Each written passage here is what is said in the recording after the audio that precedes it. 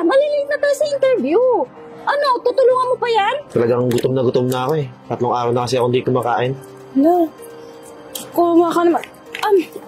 Tama. Ito meron pala ako dito. Baon ko sana ito eh. Total sir, mas magaling naman ako kay Virgo. Deserve ko naman po talaga tong posisyon na bibigay niyo. Alam mo ate, dyan sa ugali mo, sigurado ako matatanggap ka. Kasi ang number 1 rule ko sa company ko is kailangan maging punctual ka. Virgo, bilisan mo. Wait lang, bilis talaga. Baka naman pwede makain, Maria. Maria? Tsaka lang, check ko Virgo, ano ba? Malilate na tayo sa interview. Ano, tutulungan mo pa yan? O ikaw, lumayas ka dito. Ang baho-baho mo. Ano din naman yung tsura niya? Mamamaho tayo niyan. Ano ba? Tayo. Asa na talaga ng ugali mo? Kung kailangan kong tumulong, ano problema mo? May pera naman ako Yung kabaitan mo, may madadala ka ba dyan? Bahala ka dyan, mauna na ako.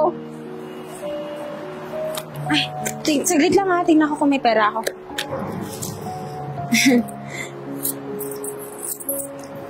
Naku, ito na lang yung pera ko eh. Makakasya na ito pambiling tubig. Di, okay na ito eh. At least, kahit paano may pambili ang tubig. Pamasahe ko sana yan, kaya lang, malapit lang naman eh, sulalakarin ko na lang. Salamat eh Talagang gutom na ako eh. 3 araw na kasi ako hindi kumakain. Ano? Kuha ka naman. Tama. Ito meron pala ako dito. Baon ko sana ito eh. Sa paghanap ko ng trabaho. Pero okay lang, sa'yo na lang. Dito eh, huwag na. Baon mo yan eh. Hindi, okay lang. Kailangan mo yan. Mas mamaya magutom ka. Ano ka ba? Di ba sabi mo may interview ka pa? Tsaka mamaya malate ka pa. Sige na te, okay na to. Okay lang, kunin mo na to. Kasi ako naman makakain ako sa bahay. May nauuwian naman ako eh. Ikaw, dito ka lang nakatira. Ako pwede ako kumain sa bahay. So, kainin mo na yan. Sure ka? Oo, tsaka yung Maria, ibili mo ng tubig. Ha? Hi sir, good morning. Good morning. Wow, Pamela.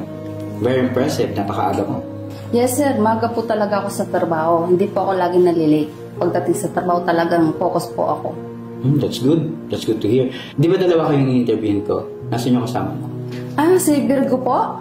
Ay naku sir, parang hindi po siya interesado sa offer na binibigay niyo. Bakit? Ay naku sir, kung ano-anong inuuna niya, kanina ko pa siya minamadali. Parang hindi naman po siya interesado dito sa trabaho eh. Kung ako sa'yo sir, huwag mo nang isipin yun, nandito naman ako. Total sir, mas magaling naman ako kay Virgo. Deserve ko naman po talaga itong posisyon na bibigay niyo. Ate, bakit mo ito ginagawa? Bakit mo ako tinutulungan? Pagkain mo to eh. Hindi kasi, wala din naman akong pera eh. Humihingi lang din ako ng pera sa parents ko. Kaya nga ako naghanap ng trabaho eh. Alam ko yung pakaramdam ng walang pera, tsaka nanghihingi. Ako, may tumutulong sa akin, magulang ko. Ikaw, dito nga nakatira, so walang tumutulong sa'yo, hindi ibang tao. Kaya, ako nitutulong sa'yo. Alam mo ate, dyan sa ugali mo, sigurado ako matatanggap ka. Biruin mo, yung pagkain mo, binigay mo pa sa akin. Kailangan mo yan. Tsaka pagkain lang yan. Makakain ako sa bahay. Anyway, nalilate na kasi ako eh. So, iwanan na kita. Salamat Kainin ulit mo yan ate. Ingat ka.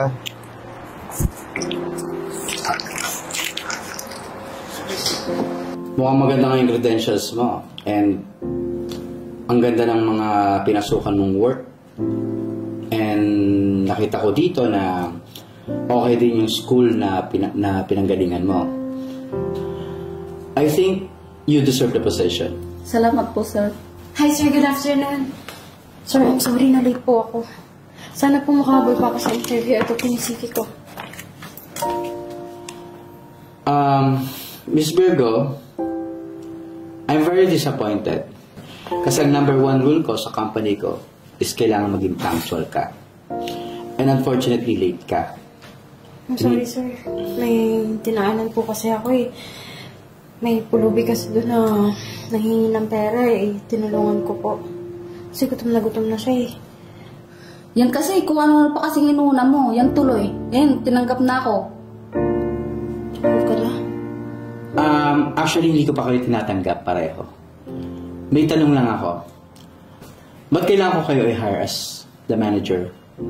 As the manager of the customer service department? Ay sir, ako matulungin po at magaling po ako makipag-usap sa mga tao. Tsaka mabait po ako sir, inuuna ko po yung trabaho, hindi tulad ni Virgo. kung ano-anong inuuna. Sa tingin ko, sir, si Virgo hindi po siya interesado sa trabaho. I think, sir, deserve ko po talaga to.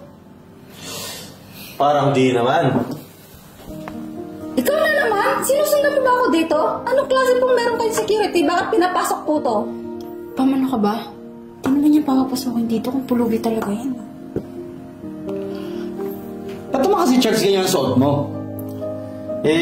Dad, alam mo naman, di ba, na nagsa-social experiment ako. Kaya sinubukan ko lang maging pulubi para malaman ko rin yung ugali ng iba-ibang klaseng tao.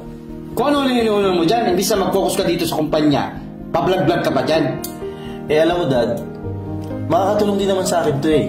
At saka yung sa company natin, alam ko na yan. Sir, anak niyo po to? Pasensya na. Actually, siya yung nag-iisa kong anak. Siya yung mag-take over ng company na to kasi ako mag-focus ako sa ibang business. Kaya kung sino man yung ma-hire sa inyo, siya yung magiging boss niya. Nga pala, Dad, meron ka na ba napili sa kanila?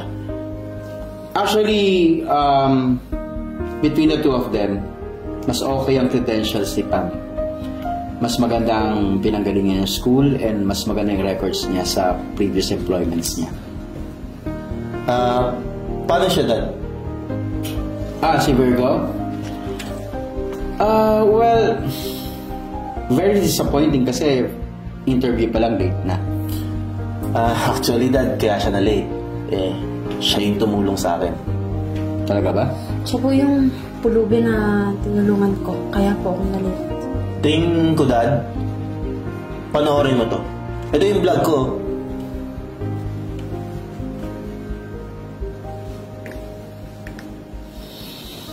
Well, mukhang nag-iba nga ang isip ko. Sabi naman sa edad eh. Diyan sa pagbablog na yan, may matututunan tayo. Pam, nakita ko sa vlog na kung paano yung naging attitude mo sa pulube.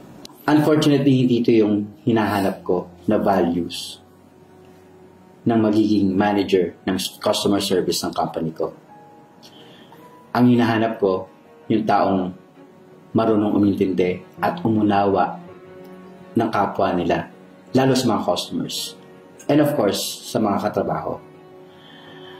And nakita ko dito na si Virgo, kahit hindi niya kakilala, and kahit walang-wala na siya, she opted to help. So, Virgo, congratulations. I think you are well-deserved. So, pwede ka na mag-start tomorrow. And pumunta ka sa HR office to complete your requirements. Thank you, sir. I'm really sorry, Pam, but you're not qualified for the position. And sana maging leksyon namin sa iyo yung nangyari. So, good luck, and you may leave. Okay, sir. Salamat po. Congrats, Virgo. Thank you, sir.